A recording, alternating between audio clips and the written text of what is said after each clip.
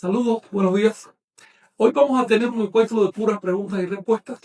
No es una clase formal, pero hay tantas preguntas y comentarios interesantes que no quise dejarlos pasar. Luego, si vamos acumulando clases, esas preguntas se van quedando ahí. Y vale la pena tocarlas. Quiero decirles que, ante todo, un anuncio. La semana que viene todavía voy a dar clases, pero después me tomo una semana de vacaciones para otro trabajo que me pidieron. Entonces, eh, esta es la última sesión de preguntas y respuestas, por lo menos en 15 días.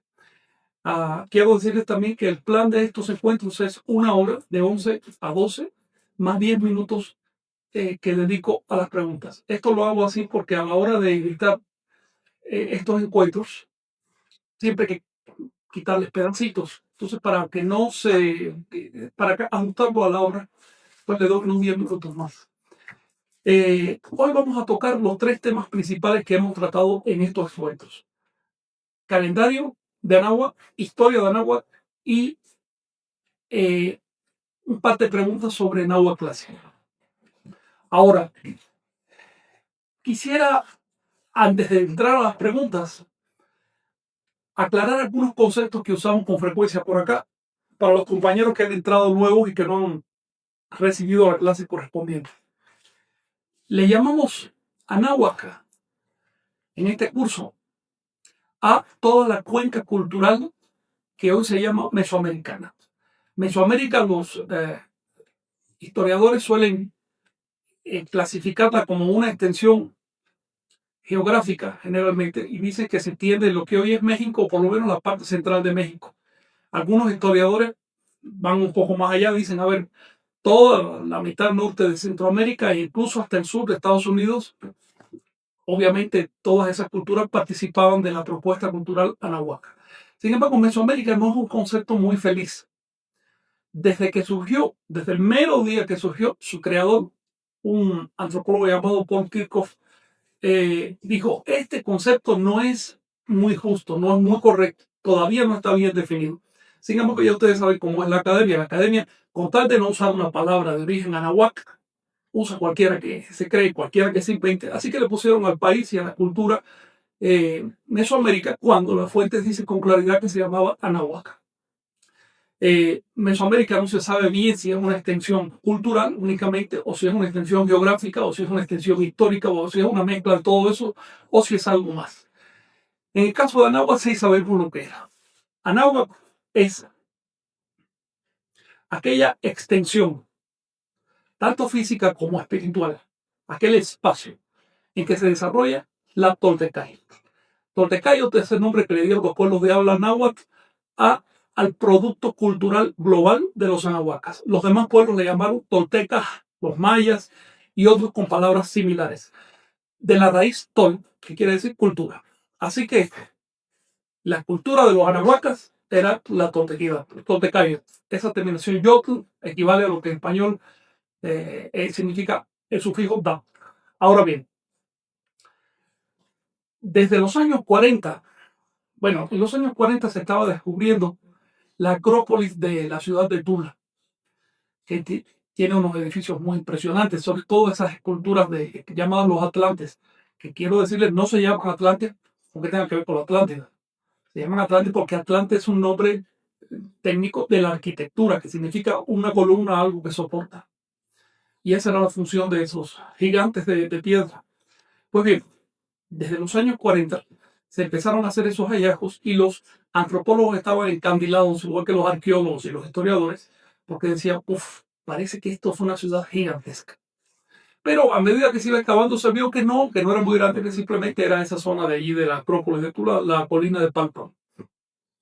Entonces, pues como que pasó el boom de Tula, pero ya para entonces se había definido en antropología que Tolteca es lo relativo a la ciudad de Tula. Esta es una definición que no tiene nada que ver con las fuentes.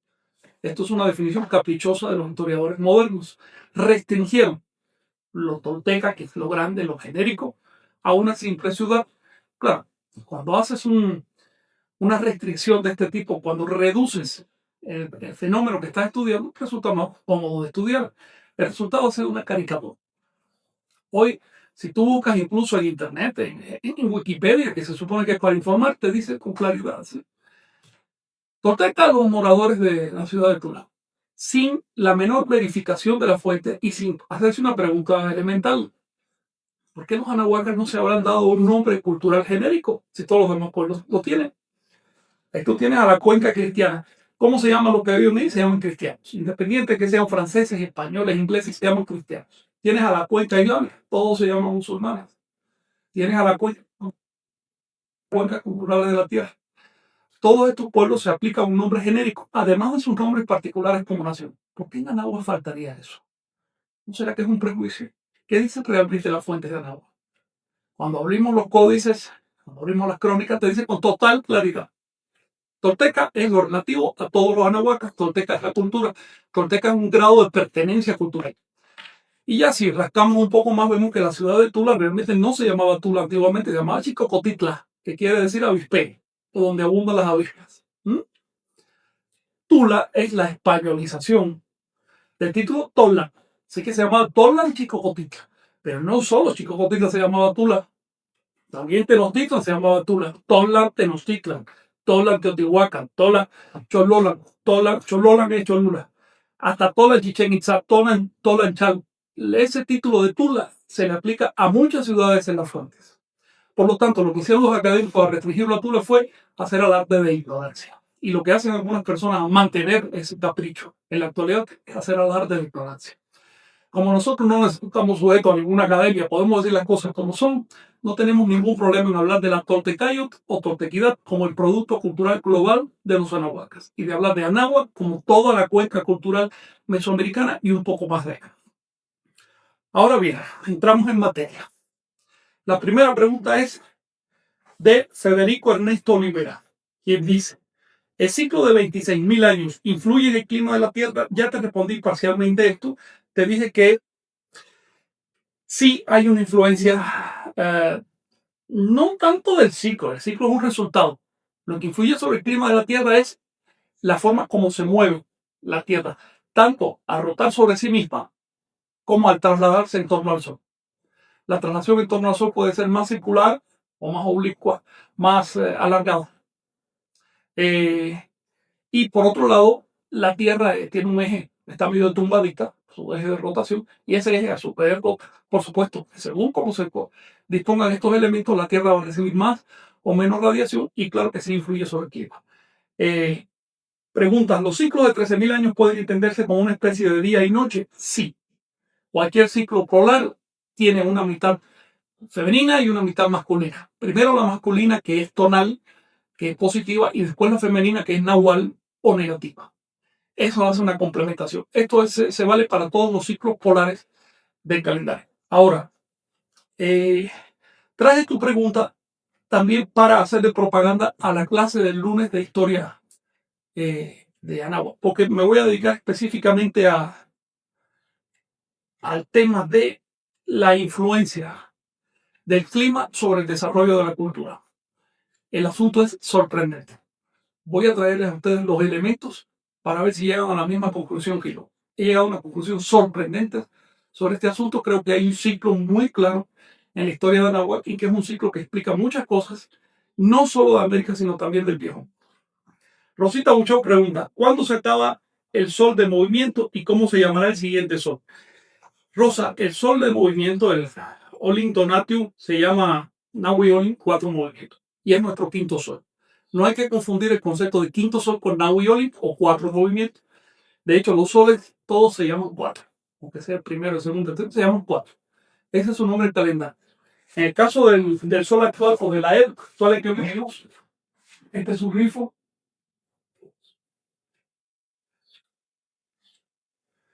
Nahui Olin o 4 movimientos. Se llama así. Para saber su extensión, nosotros tenemos que descomponerlo en partes más pequeñas y ubicar esas partes en la historia. Es decir, hacer una correlación entre las partes del quinto sol y el calendario cristiano. Sabemos que un sol, bueno, un sol como lo hemos estudiado aquí, estudiamos el sol en un sentido astronómico. Un sol es una duración de 5.200 años, compuesta por la multiplicación o la sincronización de los ciclos de los 160 días, que es el ciclo de estación, más el ciclo, digamos, el año vago o el año civil de la Tierra, que es de 365 días, más el año real de la Tierra, que es de 365 días y cuarto, más el año aparente o sinódico de Venus, que es de 584 días. Si nosotros juntamos todo eso, necesitamos que pasen 5.200 años para que de nuevo se reinicie en el primer día del Tonapovalli, es decir, el Set Zipacte. De manera que un sol, desde el punto de vista astronómico, mide 5.200 años y es el marco del movimiento de Venus con respecto a la Tierra y al ciclo de gestación humana. Ahora, a su vez, el Sol se divide en 5 partes y esto va a pasar con todos los ciclos derivados del movimiento de Venus. Cada una de estas 5 partes mide 1.040 años. Ya ustedes saben que esos 1.040 años se forman por la diferencia que hay entre el año vago de 365 días y el año terrestre de 365.25 para redondear. Si nosotros tenemos un cuarto de día entre cada año, obviamente 52 años, eso significa 13 días. De 52 entre 4. Si tenemos una diferencia de 13 días cada 52 años, en un marco de 260 tonales, para que de nuevo un bloque de 52 años vuelva a iniciar en el mismo tonal, tenemos que acumular esa diferencia de 13 días hasta que complete 260 días. En otras palabras, 260 entre 13 da 20. Ese 20 lo multiplicamos por 52, 1.040 años. Esto se llama propiamente el ciclo de Venus o el ciclo de Quetzalcóatl. ¿Por qué? A través de la historia, si ubicamos en la historia a los principales profetas de la serpiente plumada, vamos a ver que distan aproximadamente 1.000 años o un poquito más. Por supuesto, si redondeamos esta duración, que es una aproximación, al calendario nos va a dar 1.040 años, es la unidad calendario. 1.040 años, pero los nuestros, es decir, el 1.040 es nuestra medida. Los anahuacas no medían en vigesimales. Ahora, a su vez, el ciclo de 1.040 está dividido, o acabo de decir, en 20 porciones de 52 años. Estos 52 años se llaman Hatados. Y afortunadamente los mexicas, y también algunos otros cronistas náhuatl, tuvieron la finura de describir no solo cuándo comenzaba el atado, sino cuál era su número de onda. Decía, en este año se celebró el primer atado, en este año el segundo, el tercero, el cuarto, el quinto. Cuando llegaron los españoles andaban por el noveno. Por lo tanto, se iba a celebrar el 10º atado hacia 1559.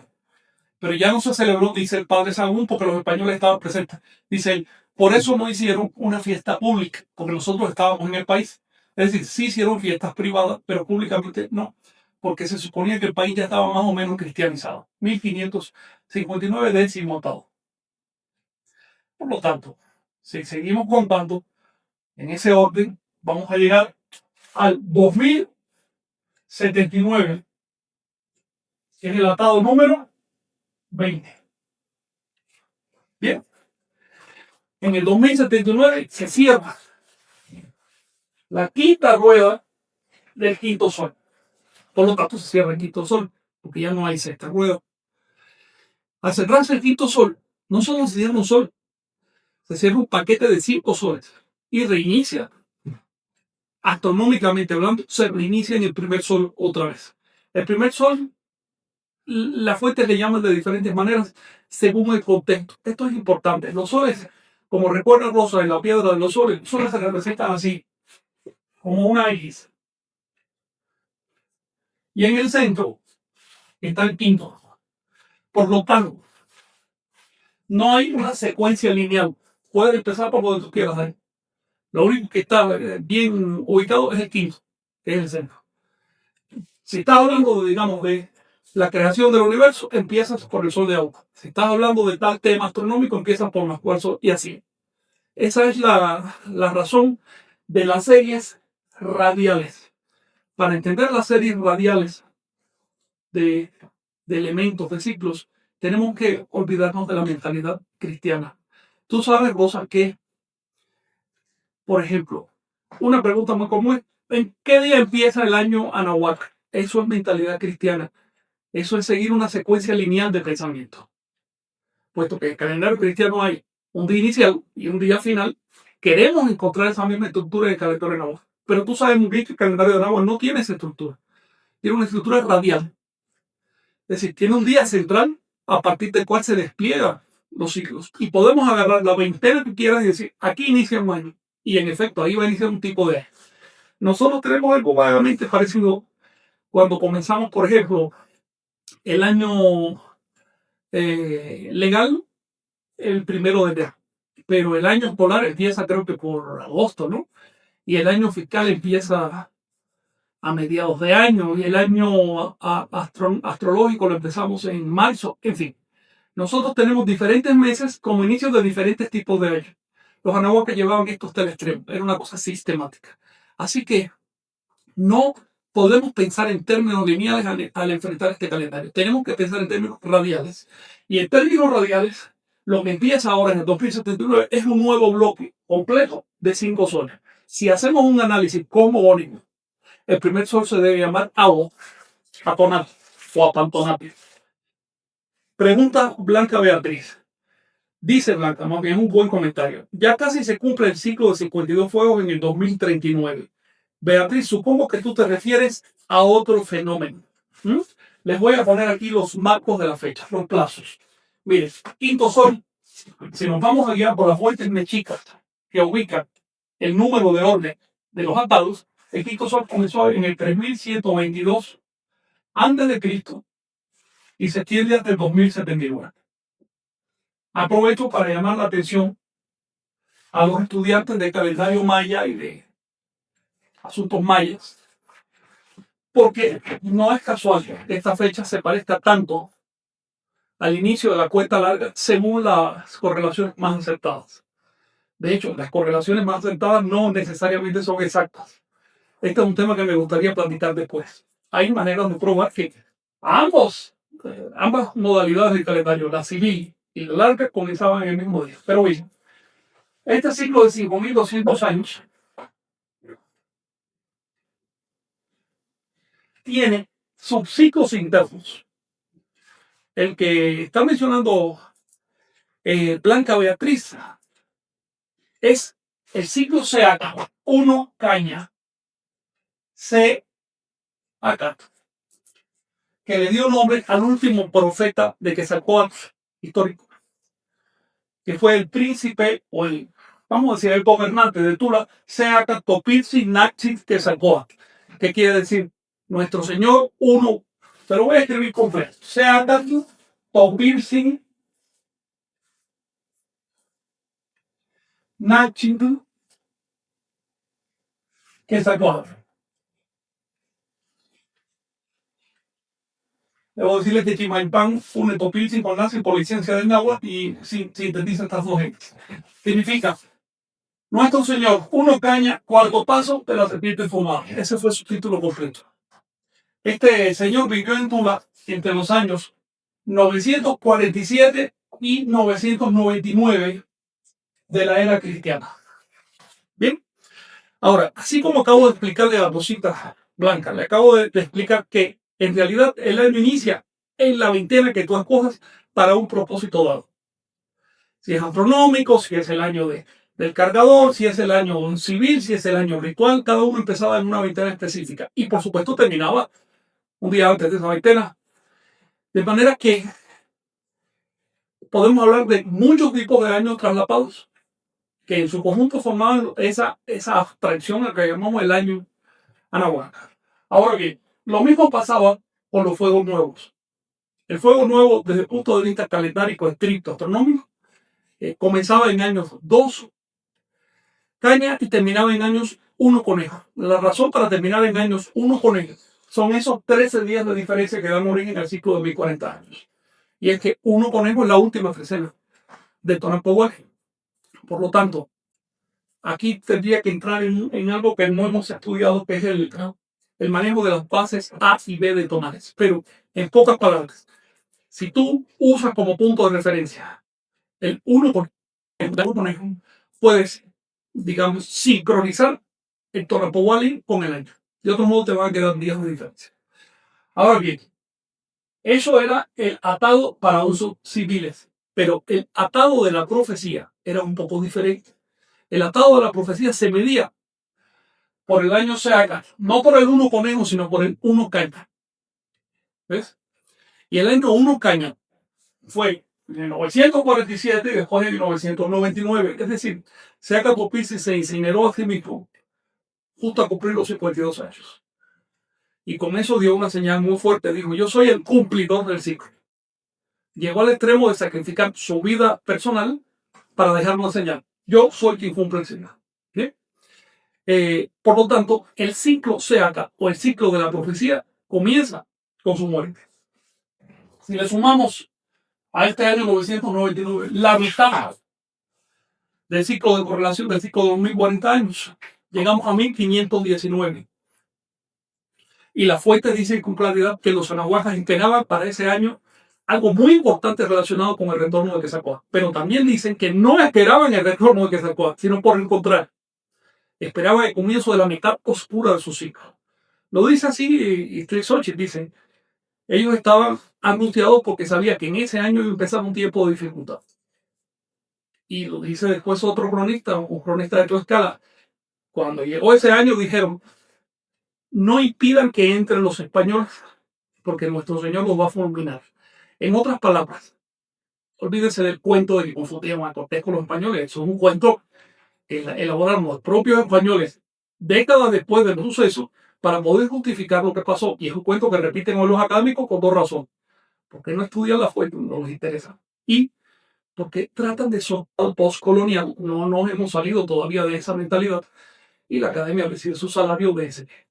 Ahora bien, si nosotros contamos 520 años a partir del 999, llegamos a 1519. Si contamos otros 520 años a partir de ahí, llegamos a 2039. Es la fecha que menciona Blanca Beatriz. Si a este 2039 le restamos 52 años para repetir esta fórmula, vamos a entrar en el lapso de tiempo comenzado en 1987 al 2039. Eso se llama el atado Seaca o el atado del cumplimiento de la profecía de Seaca. 1987-2039. Como el tema de hoy no es profético, no quiero extenderme más ahí, pero es un tema tremendo. Dice Aramar Salcedo, con respecto al calendario, ¿qué trabajos se realizaban en Xochicalco? Aramara, hay una historia interesante con la ciudad de Xochicalco. Los relieves que hay en torno al templo principal y otros relieves que hay allá, y otros elementos. Te dice que era una ciudad observatorio. Era un observatorio astronómico. Por lo tanto, era una ciudad muy vinculada con el calendario. Esos relieves dieron a entender a los investigadores a principios del siglo XX y en el siglo XIX que se trataba de que el templo mayor había sido construido justo para conmemorar un ajuste del calendario. Después esa interpretación ya no estuvo de moda y hoy se dice que no tiene nada que ver. Sí tiene que ver, por supuesto. La fachada del templo principal no solo conmemora ajustes, sino que lo dice de todas las maneras posibles. Solo hay que leer los glifos que hay ahí, donde dice claramente que estamos ajustando los tonales. Y después vienen expresados los tonales en ajuste. Quiero decirles que al leer esos tonales que hay ahí, llegamos al ajuste de 13 días de los 52 años. El asunto da para mucho más. Yo no he estudiado de manera sistemática este monumento, solo he leído las fechas que vienen ahí y noto la relación. Y también he leído los glifos que vienen en el friso, donde dice con claridad, pues, viene con claridad el concepto de tonal cuadro, que se interpreta como eclipse, pero no significa eclipse. También le daba nombre al eclipse por extensión. Tonal cuadro significa literalmente el ajuste de los tonales. Entonces, la ciudad escalendárica merece mucho más estudio. El estudio hay que hacerlo desde el punto de vista objetivo, es decir, interpretando el calendario correctamente. Si se interpreta mal el calendario, se producen hipótesis fantasiosas que ya después no pegan con los hechos, no se justifican en los hallazgos, y entonces eso es lo que hace que los académicos de pronto digan, ah, no, pues eso ya no tiene nada que ver, es una coincidencia. Dice Kit Prem, Juan Santa Cruz en el Tahuantinsuyo, es decir, en la zona andina. Juan Santa Cruz fue un gran, digamos, cronista popular de ella. Dio aspectos de Venus como lucero del amanecer y lucero de la tarde. El lucero del amanecer se llama Chascacoyur y el lucero de la tarde Choque Quinchay. En Aymara la referencia es saco como abuelo y abuela. En Anagua había una relación de masculino y femenino para Venus. En efecto, como ya te respondí, no sé si a ti o a otro compañero, sí. El lado diurno, el lado vespertino, el lado de la mañana, el lado matutino de Venus, llamado Tlahuelcatepetl, era masculino, se consideraba masculino o tonal, mientras que el lado de la tarde, llamado Xolotl, se consideraba femenino. Xolotl es la contraparte de Seacat Topilzi cuando baja al inframundo. Ya también les expliqué que todos estos profetas aparecen en pares, masculino y femenino. Puede ser extraño para nosotros que el lado femenino sea Xolotl, sea el Nahual, porque nuestra cultura es muy machista. Pero en la cultura anahuaca, el Nahual era el dominio de los femeninos. Por eso el Nahual es lo oscuro, lo que está por dentro, lo que está por debajo, lo que no se ve, el fondo de las cosas. Y por eso es que en el mensaje público aparece generalmente el lado masculino, es decir, el profeta masculino, pero no se ve el otro lado. Algunas personas consideran que esto es un desequilibrio. No, desequilibrio fuera si la mujer estuviera asumiendo papeles del tonal, porque ahí el Nahual no estaría representado. ¿Sí? Hay un momento para el show, para la propaganda, para la enseñanza externa y otro momento para la enseñanza interna. Y ese lo asumía una sacerdotisa llamada Silhuacoatl o mujer serpiente. Pregunta Nicasio González. ¿Hay algún efecto similar a la luna que Venus genera en los humanos? Creo que ya respondí tu pregunta, pero quiero insistir en esto, por eso la traje. El efecto de la luna es incontrovertible. No solo lo he medido en mí, sino en docenas de personas, quizás cientos. En todos lados se ve, pero se ve de manera muy nítida además. No necesita siquiera saber cuál es la fase lunar para encontrar el efecto. Es decir, cuando yo lo encontré ni siquiera había tenido en cuenta la existencia de fase lunar. Solo vi que cada 29.53 días tenía determinado tipo de experiencia. Y después me dio por apuntarlos en uno y ver que coincidía con 2 días antes de la luna llena. Bueno, es obvio, no hace falta explicaciones místicas para comprender que el universo es un tejido de relaciones, un tejido de influencias, que absolutamente todo influye y nos influye en todo sentido. Nosotros, debido a la herencia cristiana, solemos pensar que las facultades mentales y las facultades espirituales son una cosa superior a la naturaleza, está por encima, no son del dominio animal, pues no somos como animales, ¿verdad? Somos otra cosa. Bueno. Y debido a eso, los científicos que siguen vilmente esa proposición cristiana consideran que todas esas facultades mentales y espirituales no son y no deben ser objeto de estudio serio. De hecho, la mente con todas sus facultades es un producto evolutivo natural. Por supuesto que recibe influencias de la naturaleza. Entonces, yo no puedo probar que hay una influencia de Venus todavía. Pero sí encuentro unas relaciones muy interesantes entre el ciclo de Venus a largo plazo y la conducta de la sociedad. Y de esto quiero platicar el lunes. Pregunta Miguel Ángel Clacarricolot. ¿Es cierto que dependiendo dentro de los 4 diferentes años el día empieza a cierta hora? No, esto no es cierto. Esto es una hipótesis generada en los años 90. Creo que ya a fines de los 80 alguien estaba mencionando esta hipótesis.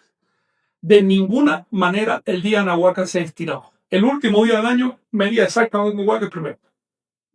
No se estiraba en 6 horas.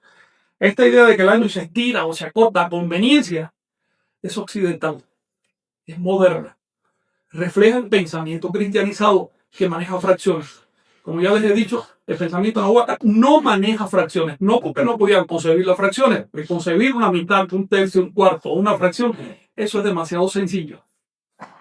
Sino porque agarraba esas fracciones y las convertía en unidades. Y después agarraba las unidades y las convertía en ciclos. Era un pensamiento muchísimo más elevado en lo que respecta al calendario que el pensamiento cristiano. Nosotros también solemos acumular las fracciones de cuarto de día adicional del año para resolverlo como un bisiesto.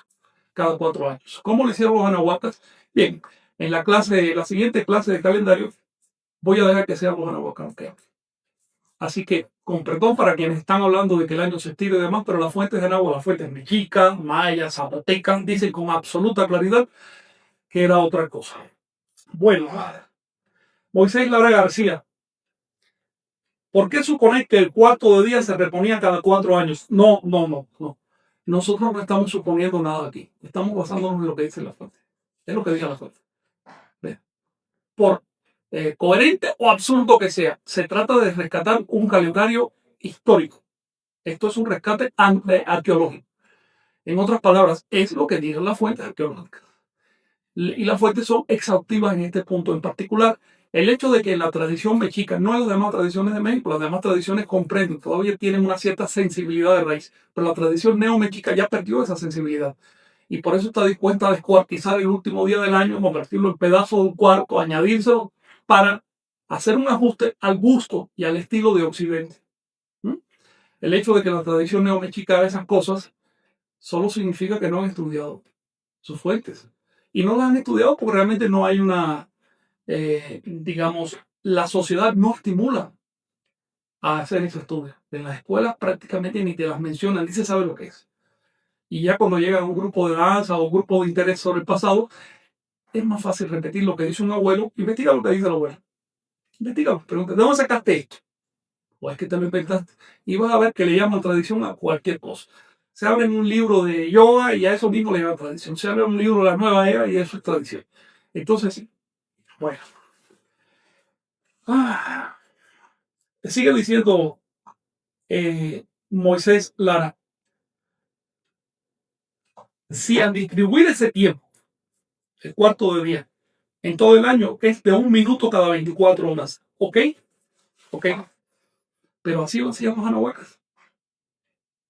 ¿Ves? Una cosa es nuestra lógica y otra cosa son los hechos históricos. Para ti es como decir 1 minuto cada 24 horas, pero para seres que medían el paso del tiempo por la sombra o por elementos mucho menos confiables, con menos ajuste que 1 minuto, pues eso hubiera sido imposible. Nosotros que hoy medimos el tiempo con relojes bastante precisos, no nos atrevemos a modificar la longitud del día en 1 minuto. Si lo hiciéramos no necesitaríamos bisiestos ni necesitaríamos horario de verano ni nada de eso. ¿Ven? Pero todavía no nos atrevemos. En otras palabras, ninguna cultura de la Tierra llegó al extremo de resolver en el acto las irregularidades. Y en el caso de los anahuacas, no solo lo hicieron, sino que intentaban por todos los medios no hacerlo. ¿Por qué? Porque la acumulación de diferencias era el mecanismo que permitía sacar ciclos superiores.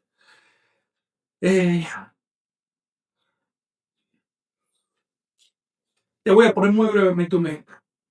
Si contamos veintenas a través del año, nos van a sobrar 5 días. ¿Por qué no dividieron esos 5 días y no fueron intercalando cada 2 o 3 veintenas? ¿Por qué? Porque su pensamiento era unificar las diferencias para crear ciclos. Ahora vamos a las preguntas sobre náhuatl. Dice Miguel Ángel Pérez Santander. Hay escuelas de magia donde los sonidos son frecuencias más allá del significado semántico. Hablan del símbolo de cada letra. En efecto, hay escuelas que dicen que los sonidos tienen importancia más allá de su significado. Sí, tienen importancia más allá de su significado. ¿Es esto cierto? Así que lo primero que tenemos que hacer cuando encontramos una escuela de estas de magia, cábala, tantas cosas que hay, es preguntar, ¿es cierto lo que están diciendo? Pruébame. Pruébame que un sonido significa más allá de su significado. Porque cuando decimos el sonido tiene valor, tiene importancia, ya lo estamos atribuyendo un significado. Si decimos que el sonido en sí mismo lo tiene más allá de su significado, empieza a ver ya aquí un contrasentido. Me pregunto, por ejemplo, ¿qué pensaría un insecto? Imagínate insectos inteligentes que no tienen una lógica como nosotros, sino un sistema externo, articulado, que les permitiría hacer chasquidos y silbidos, pero no los sonidos que nosotros hacemos. ¿Qué pensaría un pulpo? Pues sabido poco hablaría un pulpo si le diera por hablar y probablemente habla. ¿Qué pensaría un ser extraterrestre? ¿Qué sonidos haría? Imagínate un animal que tenga eh, capacidad de escuchar infrasonidos o sonidos sumamente elevados que nosotros no escuchamos. ¿Qué piensa, por ejemplo, un elefante que escucha sonidos que nosotros no escuchamos? ¿Qué piensa de esto? En otras palabras, El simio humano tiene un rango de audición. Y por supuesto, el simio humano trata de decir que ese rango de audición suya, casualmente, es importante a escala universal, porque el simio humano se coloca en el centro. Yo llevo mucho tiempo investigando este asunto y nunca he encontrado una prueba de que el sonido tenga valor más allá de su significado. Ahora, una vez que te dice que un mantra tiene valor, te están sugestionando. Y no te están sugestionando con puro sonido, te están sugestionando con significados. Y si tú aceptas la sugestión, por supuesto empiezas a encontrar corroboraciones para donde quiera que mires. Repite el mantra y se te quita todo regalo. ¿Ves? La primera vez es la sugestión. ¿Me quieres decir algo? ¿Ah? La primera vez por la sugestión del maestro, la segunda vez ya porque tú mismo te estás autosugestionando. En otras palabras, tenemos que ser muy cuidadosos con el tema de la sugestión. Nuestras facultades mentales no, por lo general, no están suficientemente afinadas como para discriminar lo objetivo de lo subjetivo. En eso estamos, en eso consiste el trabajo toltecayo, en eso consiste el trabajo del Nahuatl, en aprender a usar objetivamente la herramienta de la mente. Cuando usas la mente de manera inflexible, cuando llegas a la razón inflexible, empiezas a ver el mundo de otro modo. Empiezas a ver que la razón es solo un producto evolutivo natural, no es mágica. No te lo dio ningún dios. Por lo tanto, caer de rodillas frente a la razón es una estupidez. ¿Ves? Empiezas a ampliar el mundo en muchas dimensiones.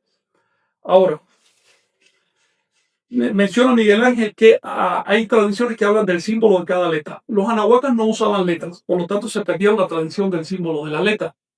Usaban unas cosas llamadas logogramas que se acompañaban con signos para sílabas. Por lo tanto, los cabalistas hebreos se perdieron la tradición del logograma y de las sílabas. ¿Ves? Te pongo ejemplos claros. Búscame cualquier sonido reputado por mágico en una cultura, cualquiera. Y te puedo probar que en otra cultura, quizás hasta vecina, no significa nada. Por lo tanto, no es parte de la experiencia humana como un todo, sino parte de la experiencia de una cultura. Y no tiene sentido aplicar la experiencia de una cultura a todos los seres humanos.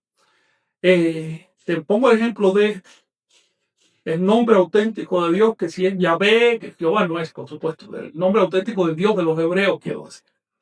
Yahvé. Que los mismos hebreos dicen, no, ese es solo un sonido para el público, hay otro sonido. A ver, si estudiamos lingüística, sabemos cómo surgió ese sonido y sabemos exactamente cómo se ha pronunciado a través de la historia. En otras palabras, un lingüista tiene muchas más herramientas para tratar con sonidos mágicos que un cultor de los sonidos mágicos. ¿Ves? Nada sustituye el conocimiento. Bueno, Rosales Huecuecha María Fernanda, no sé si son la misma persona, sí, probablemente sí, dice, ¿qué significan estas palabras? Ipalnemuane, Ipalnemuani, Ipalnemuani, Itokenahuaque, Moyoloyani. Bueno, María Fernanda, Ipalnemuani, Moyo, Poyani, Tloquenahuaque y otros nombres, vamos a estudiar en la siguiente clase de Nahuatl Classic. Estos nombres que tú mencionas corresponden a un conjunto de títulos abstractos de Tezcatlipoca. Quiero decirte que estos nombres, aunque el pueblo los conocía, en realidad no recibían culto. Son términos por el estilo de dialéctica. Cuando nosotros hablamos de dialéctica, pues nadie le da culto ni le da flores a la dialéctica, ¿no? Es un concepto filosófico que usamos para entender algo más. O por el estilo de, por ejemplo, el término atlachinol, agua quemada. Así, hay muchos términos anahuacas que son filosóficos. Hay que distinguirlos de las deidades que realmente adoraba la gente. La gente en Anahuac, como cualquier otra cultura de la tierra, como en la actualidad, iba y le llevaba flores. Si hoy vemos a los mexicas llevándole flores a Coatlicue, imagínate que no hacían en aquella época, ¿no? Luego, el pueblo tiene la misma necesidad, el mismo sentido de devoción de toda la época, de todas las culturas, pero también hay sacerdotes, filósofos, investigadores que necesitan vocabularios un poco más refinados para describir la realidad, y así surgen estos nombres que estudiaremos, te repito, el próximo miércoles. ¿Alguna cuestión? Sí, por favor, sí. Manuel Sádraba pregunta, escuché a un investigador decir que los pueblos llamados chichimecas no tenían la Toltecayot como forma de vida. ¿Es cierto eso? Manuel, el hecho de que pueblos como los mexicas y otros, incluso los mismos moradores de Tula, se declararan a sí mismos chichimecas. Por ejemplo, los moradores de Tula se llamaban chichimecas toltecas, toltecas chichimecas. Los mexicas también se llamaban toltecas chichimecas. Indica que hay una diferencia entre tolteca y chichimeca. Pero esta diferencia no es peyorativa. Si chichimeca no era una condición inferior, porque no lo hubieran usado como título de un pueblo. De hecho, llamarle chichimeca a una persona era un rango. Los generales recibían el apodo de chichimeca. No importa la nación a la que perteneciera. Un general era un chichimeca, una persona valiente. Chichimeca en realidad para los antiguos describía un modo de vida vinculado al nomadismo, aunque no todos eran nómades, los había también asentados con ciudades y todo, vinculado a una serie de características que no eran, digamos, las típicas de la cultura toltecayo que se desarrolló a partir de Olmecas Teotihuacán, aquí en Aragua. Y por lo tanto hacían esta distinción. El concepto de Olmeca, de tolteca chichimeca significa chichimecas en transición a los toltecas o chichimecas en asimilación de las principales instituciones toltecas. En la época de los mexicas, la toltequidad se marcaba por la lengua clásica. Por eso los mexicas lo primero que hicieron al llegar al territorio fue buscarse una profesora de náhuatl y aprender la lengua para poderse integrar. Quiero decirles que la lengua náhuatl no es la lengua original de los mexicas. Ahora bien, digamos que podemos encontrar una analogía en la cultura cristiana. Una cosa es el cristianismo que se desarrolló en Roma, o en Egipto, o en Palestina, que era un cristianismo institucional y basado en grandes templos, mucho dinero, en fin, hasta los gobiernos estaban metidos en eso. Y otra cosa es el cristianismo que se desarrolló en lo que hoy es Francia y Alemania, el cristianismo de los bárbaros. ¿Ves? Ellos aceptaban lo principal de las creencias y lo principal de los valores del cristianismo, pero no tenían los elementos de la civilidad. Así que los términos tolteca chichimeca se refieren más bien al grado de civilidad, no al acto de pertenecer a un cuerpo doctrinal. Sí, los chichimecas eran toltecas, desde el punto de vista de su fe. ¿Otra pregunta? Sí, hay muchas. Bueno, pero yo prefiero terminar las que tenía como son anteriores. Claudia Rodríguez, ¿cómo se llama esa cultura que antecede a la olmeca? ¿Tiene algún nombre? Yo le llamo Tlapal y me baso en el hecho que las fuentes dicen que los abuelos fundadores vivían en la ciudad de Tlapala. Bueno, lo españolizo como Tlapal. Tlapaleca, si tú quieres, se llamarían en náhuatl. Ahora, esta cultura todavía no ha recibido nombre como tal por la academia. De hecho, aunque hay muchos académicos que la sospechan, pero muchos, pero todavía no se ha tipificado. No se acepta que hubo una alta cultura, de hecho hubo una civilización previa a los olmecas, porque no aparecen las huellas en el territorio de Aragua, o lo más probable, sí aparecen, pero no las hemos sabido leer, las estamos leyendo mal. Volveré sobre esto. Julio Scala, ¿cuál sería esa civilización precursora de los olmecas o qué pruebas hay? Bueno, respondí a la primera parte de tu pregunta. A esa civilización yo le estoy llamando Tlapale. En la academia no se le da nombre. La mayoría de los académicos ni siquiera sospecha que existen, pero algunos sí. ¿Qué pruebas hay? Mira, tendríamos que entrar, esto lo voy a tocar en la clase del lunes, tendríamos que entrar en un comparativo histórico entre Anáhuac y el Tahuantinsuyo,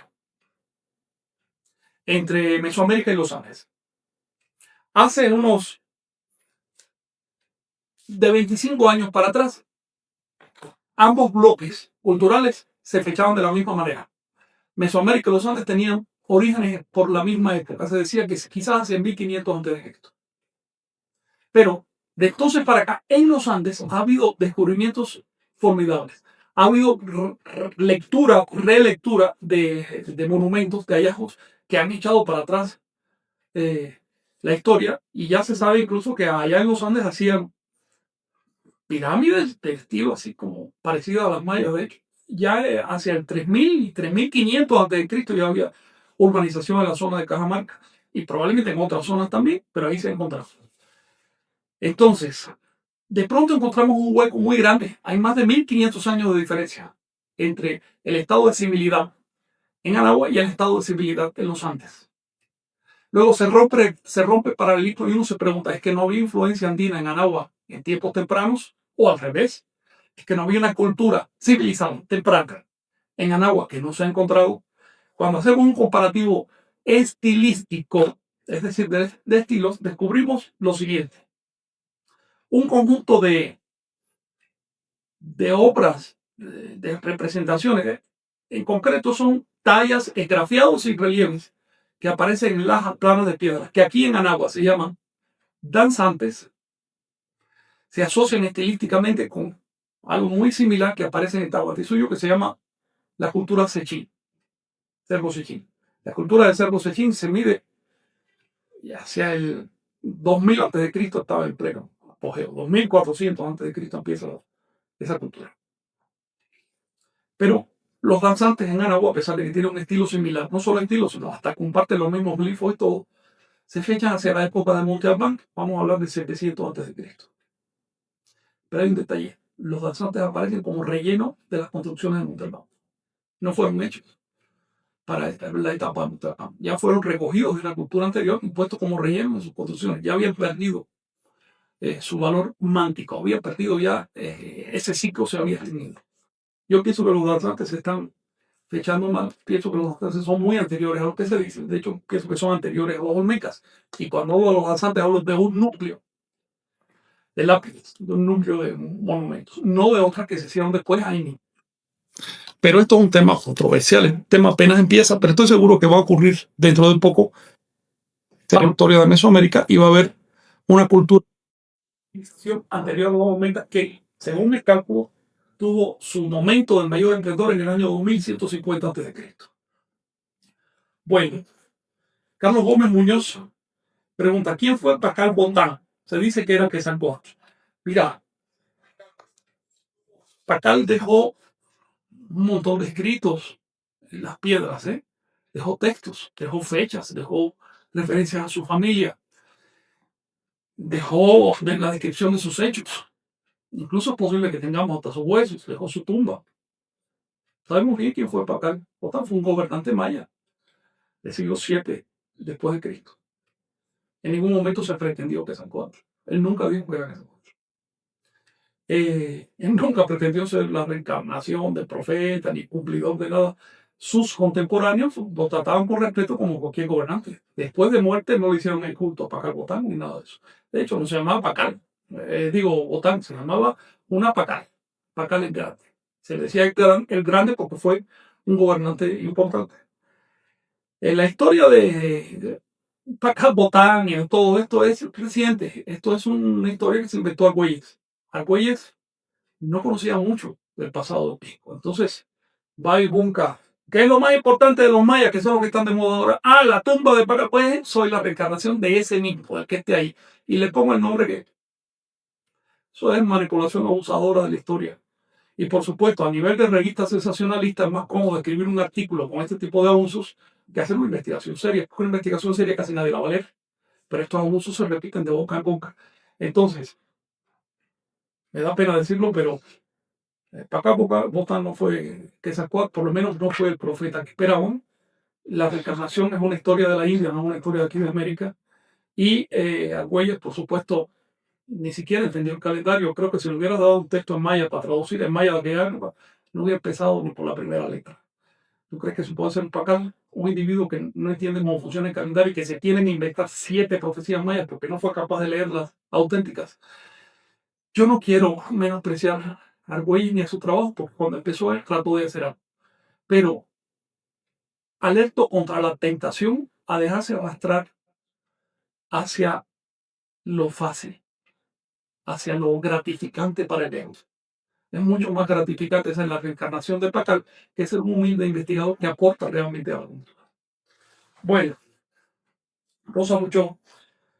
Por un lado nos dicen que la Inquisición no quemaba Anahuaca porque no tenían alma. Y por otro lado conocemos casos de personas que fueron quemadas. ¿Me puedes aclarar qué daño hizo la Inquisición? Bueno, aquí hay 3 cosas, Rosita, en tu planteamiento. Por un lado se dice que no tenían almas. ¿Quiénes dicen eso? Hubo soldados invasores que dijeron, esta gente son como animales. Lo dijeron para poderles robar. Pero también tú sabes que desde el primer momento, de hecho, antes que llegaron los soldados, llegaron los curas. Y los curas llegaron a convertir y bautizar. Y dentro de la iglesia católica tú no puedes bautizar a un animal. Así que desde el primer momento quedó claro, por lo menos para los curas, que se trataba de personas.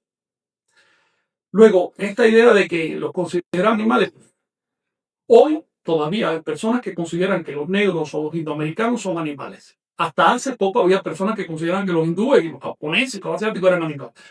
Los prejuicios raciales existen en todas partes, pero no podemos medir a toda una sociedad por los degenerados o los enfermos que se dedican al prejuicio racial. ¿Ves? Y eso pasó también con la sociedad española que invadió América. Por supuesto que si la invadieron para cristianizarla, de antemano estaba reconociendo que se trataba de seres humanos. Por otro lado, tú no le puedes clavar impuestos a un animal. Así que la colonia necesitaba que los anahuacas fueran tan humanos como cualquier otro para que le pagaran sus impuestos. El tema de la Inquisición. En efecto, hubo personas quemadas en la hoguera en México. Quizás una docena. No se compara con los tal vez cientos de miles que fueron quemados en la misma época en España y en otras partes de Europa. Bien, hasta en Alemania quemaron. En otras palabras, la Inquisición fue en América bastante tolerante. Incluso se dio casos de que la Inquisición le hizo juicio a curas que habían destruido piezas prehispánicas. Esto queda documentado. ¿Por qué? Porque el objeto de los invasores era cristianizar y la Inquisición era una herramienta política. No quiero decirle que no es una herramienta del Vaticano, no es una herramienta de la Iglesia Católica, una herramienta católica, pero política. Tenía que ver con el Estado de España. Y esa herramienta lo que trataba de facilitar la cristianización. Y para eso no les convenía que los nativos de América se rebelaran. La colonia estaba con el corazón en la boca, constantemente pendiente de que se rebelaran los nativos, porque se trataba de millones de personas y un solo acto de rebelión organizado hubiera destruido la colonia. ¿Sí? De manera que tenemos que tener en cuenta todos los matices y ver la realidad de lo que pasó. Sí, hubo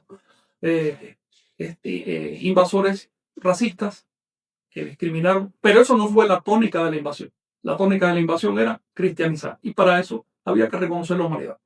Este asunto, de hecho, llegó a un juicio en Europa en el año 1524, apenas 3 años después de caída de Tenochtitlan. Ya se hizo juicio en Italia. El Vaticano dictaminó: estos seres son tan humanos como cualquiera. Por lo tanto, son tan capaces de redención como cualquiera y tan responsables como cualquiera. Ese juicio, por supuesto, estuvo mucho más adelantado desde el punto de vista sociológico que la actual institución de usos y costumbres, porque la institución de usos y costumbres que rige en México considera que los nativos de este país no son enteramente individuos responsables. Y por eso hay que tratarlos con cierta diferencia. ¿Ves? Estamos hablando de 1524, un nivel superior en el entendimiento del fenómeno humano que lo que tenemos hoy. Luego, hay que ser muy cuidadoso al estudiar la historia. La Inquisición tuvo crímenes monstruosos, incluso en México, pero los hechos por encima de nuestros prejuicios. Mónica Núñez dice: si las noticias son falsas, imagínate la historia. En efecto, Mónica, a ver, si teniendo nosotros aquí un mundo inacabable en Internet para investigar las cosas, para verificar si son ciertas o falsas, aún así nos sorprende un fake, aún así nos engañan, aún así nos manipulan. Nos manipulan no como individuos, sino incluso como masa, como sociedad entera. Imagínate qué pasará con la historia cuando verificar un hecho histórico es difícil. Porque no es lo mismo verificar una noticia en Internet, a veces es cierto o falso, que verificar una historia. Ir a la época, buscar los documentos de esa época, puede que estén escritos en lenguas que ya ni existen, y leerlos y ver realmente qué se opinaba en ese momento. Si a esto añadimos que hay porciones de la historia que están prohibidas por ley, es decir, hay porciones de la historia de la humanidad que no se pueden estudiar por ley, por lo menos en algunos países. Hay personas presas en este momento en Europa por investigar porciones de la historia de Europa, porque no se puede investigar, es lo que diga el Estado y ya. La manipulación en el campo de la historia es gigantesca. Es difícil expresar hasta qué punto está siendo desinformado el ser humano común y corriente, es decir, la persona que no se dedica a verificar estas cosas. Los propios historiadores, que se supone que que deberían tener conocimiento, están siendo manipulados. Tienes el caso más espectacular de manipulación probablemente, es la historia del descubrimiento de América. Aquí tú tienes enjambres de investigadores que repiten vilmente lo que dice el sistema que deben decir. ¿Ves? ¿Por qué? Porque no pueden leer un texto en náhuatl o en maya. Así de sencillo, no se informan en las fuentes. Entonces está repitiendo cuentos, y me refiero al tema de los sacrificios humanos, el canibalismo y otras tonterías, son tonterías que se repiten por ahí, simplemente porque no quieren leer lo que dicen las fuentes. Si esto pasa con historiadores, si esto pasa con arqueólogos, si esto pasa con antropólogos, ¿qué no pasará con una persona que simplemente tiene un interés, como cualquier otro ciudadano, pero que no se ha especializado en el asunto? La desinformación es mayúscula y hay que luchar contra eso. Que no conoce su historia está condenado a repetir los errores. Juanjo López. Tal vez si no dividiéramos en culturas y viéramos que hay un culto común, podríamos unificar a Mesoamérica. En efecto, las diferencias entre las diferentes culturas anahuacas, como decir zapotecas, olmecas, mayas, nahuas, purépechas, digamos el centenar de culturas tipificadas en Anáhuac, son menores, eran menores en aquella época que las que existen en la actualidad. ¿Mm? Hoy hay más diferencia cultural entre un yucateco que entre un morador de la zona náhuatl.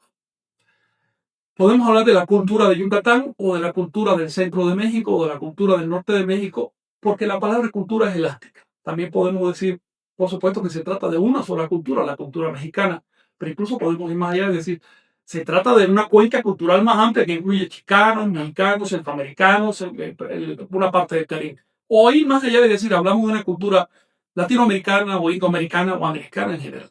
En otras palabras, la palabra cultura es elástica. Es necesario acotarla, poner un apellido para saber qué significa. Sí, Anáhuac era una cuenca cultural unificada, no solo unida por naturaleza, sino unificada a través de instituciones que deliberadamente procuraban el consenso. La más obvia y la más espectacular probablemente es el calendario. Estaba hecho para que todos los pueblos concordaran en cómo se llama el día de hoy. Solás L. ¿Conoce sobre los Cruzó? Mira, sí, he investigado bastante a los Cruzó. Los Cruzó son, digamos, una extensión de un movimiento más amplio que se llama Macehualó o los Macehuales o los Perecidos. Los Cruzó son un grupo de Macehuales mayas que, digamos, se separaron de los demás porque tenían un culto muy específico, el culto de la Cruz. Los Cruzó protagonizaron la última gran guerra de castas y, en la zona maya y son, digamos, un pueblo eh, paradigmático. Son un pueblo que es necesario estudiar. Son un grupo de mayas que decidieron luchar por el suyo y no dejarse imponer. Sin embargo, hay un detalle con los Kosovo. En la actualidad está completamente sincretizado por el cristianismo. Este sincretismo no ha sido tanto por la presión de los cristianos como por el hecho de que una sociedad pequeña, dentro de una sociedad grande, mira, tiende a contaminarse. Es muy difícil evitar eso. Si esta sociedad pequeña, además, está en una posición humillada, por ejemplo, los cursos de hoy casi no saben leer. Son pocos los que conocen las profecías de Chilambalán, que se supone que es un libro sagrado. Son menos todavía los que pudieran leer realmente lo que ahí dice y no apoyándose en una traducción española. El Estado, por supuesto, no le va a regalar a los cruzos un cargamento de 100.000 copias de Quilambalán bien traducidas porque esto iría contra esos intereses. En otras palabras, estamos hablando de pueblos abandonados, culturas enteras abandonadas. Y en el caso de los cruzos, además estigmatizados porque se alzaron no solo contra la colonia, sino también contra el México independiente. Es un tema delicado. Me gustaría tratarlo con mucha más calma después. Ya les mencioné en una clase que es un tema que tiene que ver con el separatismo.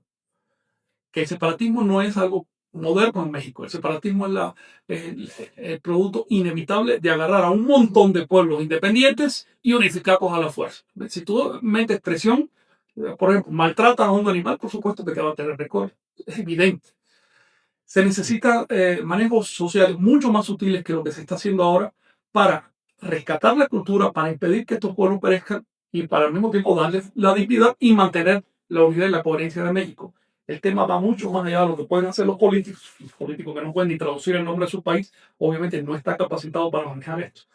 Yo espero que un tiempo haya grupos de personas en México que se decidan hacerlo. Matías González pregunta, ¿y el ejército zapatista? Vamos para lo mismo. Yo no sé de ningún miembro del ejército zapatista que haya tenido el amor por la patria de estudiar maya clásica. Y mucho menos dedicarle un tiempo, de ese tiempo que le sobra allá en la selva, por cierto, a traducir los textos del maya clásico. Y te digo maya clásico para hablar del medio en que ellos se desarrollan. No estamos hablando de otras lenguas y de otros textos. A mí me parece que el movimiento zapatista fue una llamada de petate. No soy yo para meterme en cuestiones políticas, ni quiero hacerlo. Pero esa es mi impresión, fue mi llamada de petate, se dice en México, a algo que brilla mucho un momento, pero que después se apaga porque no tiene mucha sustancia. No quiero hacer el análisis del movimiento zapatista. A mí me simpatizaba mucho en un momento y a mis compatriotas también. De hecho, recuerdo un compatriota mío allá que lo detuvieron porque quería venir a México de todas maneras a luchar. Decíamos, por fin está despertando México y va a salir de tantas cosas malas, corrupción, inercias. Pero yo no he visto que haya aportado nada, ni cultural ni políticamente. De hecho, no me gusta lo que hicieron en las pasadas campañas electorales. Y ahí lo dejo con los zapatistas y saludo a los zapatistas. Mario Net, en la arquitectura escondieron muchos mensajes para salvar la cultura. La cultura, los anahuacas trataron de salvarla por todas las vías posibles. Por supuesto, en la arquitectura de los templos que ellos construyeron para los españoles, o a instancias de los padres españoles, escondieron muchos motivos anahuacas. Pero sobre todo, trataron de preservarla en los textos. Ahí tienen la literatura de Chilam Balanque, sacerdotes que dijeron, voy a escribir mis antigüedades, el papel en español, en lengua maya, pero con letras latinas. Esos textos no han recibido la atención que merecen. Esos textos ni siquiera están bien traducidos. Y por supuesto, no están traducidos en su totalidad. Cuando yo agarré los libros de Chilam Balanque, encontré que nadie había traducido la totalidad de las profecías que se conservan. Así de espectacular es el autor. Entonces, sí, se trató de preservar la cultura, se consiguió preservar, por abandono se destruyó la mayor parte de esos documentos, pero quedan suficientes y por supuesto que hay que hacer un trabajo, no solo para encontrar esos textos, traducirlos bien, interpretarlos, sino para devolvérselos a sus usuarios naturales. Jesús Maldonado dice, desafortunadamente muchas de las personas que están abriendo nuevos cultos son personas inmigrantes que regresan a sus comunidades. Esta es una maldición en Latinoamérica, puesto que tenemos la imagen de que lo que viene de fuera es mejor, puesto que no nos enseñan a apreciar lo que hay aquí dentro, nuestras raíces, en toda Latinoamérica, incluyendo mi país. La aspiración de los niños es llegar a ser extranjeros. Entonces, por supuesto que esta persona se va a trabajar a otro país, recibe, digamos, más dinero, un mejor modo de vida, se deja impresionar por eso, asocia modo de vida con creencias y termina siendo un embajador de creencias extranjeras de México. Eso está pasando ahora, eso está desarticulando las comunidades y no solo está pasando a nivel popular, es decir, no es solo un problema de aquel que regresa, está pasando también a nivel institucional. Todo el país está coludido con el cambio de cultura en México. El gran cambio que se está ocurriendo ahora en México, pero el gran cambio, señores políticos, investigadores culturales, el gran cambio que está ocurriendo hoy en México es que 5 siglos de historia católica se están yendo a la basura. Dentro de poco México ya no será católico, será neoprotestante, o para decirlo de manera exacta, será evangélico fundamentalista. Ese cambio es mayúsculo. Ese cambio representa hoy una pérdida que yo calculo en 5.000 piezas anuales por destrucción deliberada de personas que dejan de ser católicos y por lo tanto empiezan a odiar sus propias raíces porque les dicen que son satánicas. De ese tema me gustaría hablar en otro momento. ¿Alguna cuestión? Y con esto termino. Sí. Gracias por estar ahí. Ya es muy tarde, no me dan más tiempo para seguir. Nos veremos la semana que viene. La semana que viene voy a impartir clases lunes, miércoles y viernes, pero no el sábado, y después voy a tomar una semana de vacaciones. Chao.